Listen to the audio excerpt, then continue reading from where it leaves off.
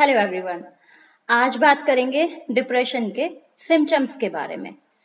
तो जो डिप्रेशन के सिम्टम्स आपको बताए जाएंगे उसमें से कम 5 लक्षण आपके अंदर लगभग 2 हफ्ते तक मौजूद रहने चाहिए।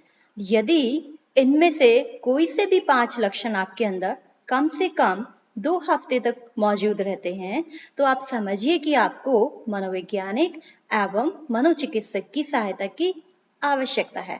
तो आइए जानते हैं कौन कौन से लक्षण डिप्रेशन के होते हैं। Number 1, feeling of sadness, emptiness nearly every day, यानी कि आप दुखी रहने लगे, आप निराश रहने लगे, आपको खालीपन का एहसास हो और आपका लगभग रोने का दिल करने लगे, लगभग रोज, ये प्रत्येक दिन होना चाहिए। और जो दूसरा व्यक्ति है वो भी आपके बारे में ये अनुमान लगा सके कि आप उदास हैं, आपका चेहरा उदास है। This is number 1।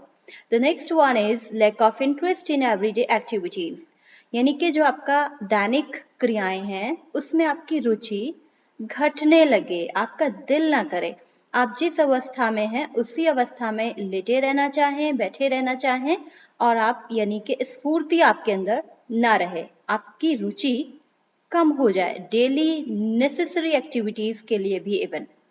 The next one is significant weight loss और वेट गेन। इसका मतलब होता है कि या तो आपके अंदर अचानक से वजन घटने लगे बेवजह या अचानक से वजन बढ़ने लगे, तो भी समझिए कि आप शायद डिप्रेशन की तरफ जा रहे हैं। The other one is decrease appetite और increase appetite. Appetite का मतलब होता है खाने की इच्छा। तो या तो आपकी खाने की इच्छा अचानक से बढ़ जाए या आपके खाने की इच्छा घट जाए। चाहे आपको भूख लग रही हो, आपको पता हो आपने पूरे दिन से नहीं खाया है, but still you don't wanna eat, अभी भी आप नहीं खाना चाहते हैं, मीन्स आपकी एपेटाइट कम हो रही है। या फिर आप खाते ही रहना चाहते हैं, इट मीन्स आपकी एपेटाइट बढ़ रही है। दोनों ही बातें आपके लिए समस्या पैदा करती हैं। The next one is insomnia और हाइपरसोमनिया। इंसोम्निया का मतलब होता है नींद ना आना, नींद में गड़बड़ होना, नींद में बेचैनी होना या नींद में रेगुलेशन ना होना, इंसोम्निया। इसके अलावा हाइपरसोमनिया का मतलब होता है सोते ही रहना, नींद ही आते रहना। तो यदि दोनों में से कोई सी भी शिकायत है तो ये बात परेशान करने वाली है। The next one is psychomotor agitation. Psycho मतलब होता है मन, मोटर मतलब होता है शरीर।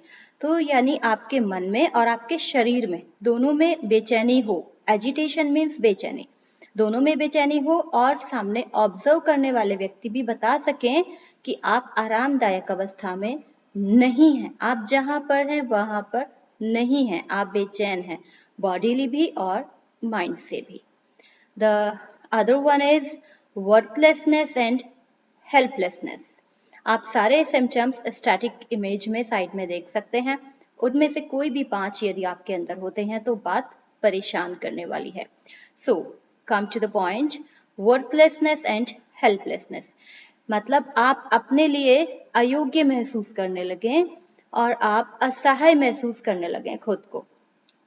एक और बात होती है, आपको कोई गिल्ट फीलिंग रहने लगे, आपको मन में कोई पश्चाताप, कोई गिल्ट फीलिंग, कुछ ऐसे रहने लगे कि कुछ आपराधिक भावना आपके अंदर, अपराध बोध कोई रहने लगे।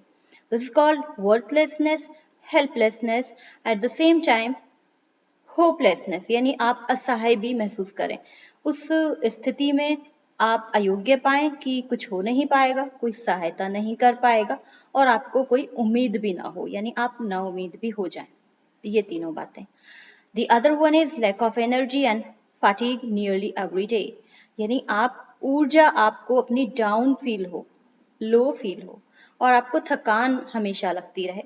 इंटरनली अंदर से आप खुद को इनकेपेबल पाएं, उठने के, बैठने के, आपका दिल ना लगे। Lack of energy and fatigue nearly every day. And the last one is suicidal thoughts and plans.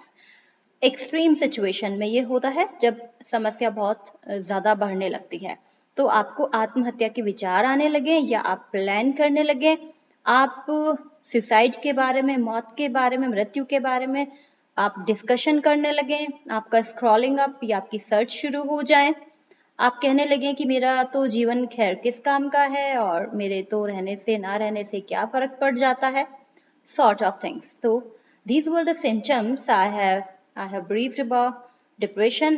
So इनमें से यदि कोई से भी 5 होते हैं और लगातार 2 हफ्ते तक मिनिमम रहते हैं, ज़्यादा तो फिर कितना भी हो सकता है, क्योंकि हमारे लाइफ में ट्रॉमा आते रहते हैं, इमोशनल ट्रॉमा आते रहते हैं, तो 1-2 हफ्ते तो हम अक्सर ऐसे सिम्टम्स के शिकार हो जाते ही हैं, वो स्वाभाविक है। लेकिन यदि ये बढ़ती हैं चीज़ें, ये लगातार आगे परसिस्ट करती हैं, तब हमको सोचने की आवश्यकता होती है। आई होप आप इनको अपने अंदर एनालाइज करेंगे, देखेंगे आप कहाँ फॉल कर रहे हैं, and I wish you very good care for you. Thank you all very much. आप अपनी प्रतिक्रिया दीजिए, कोई क्वेश्चन है तो कमेंट बॉक्स में रखिए, I will be giving you the answers. Thank you, take care, bye bye.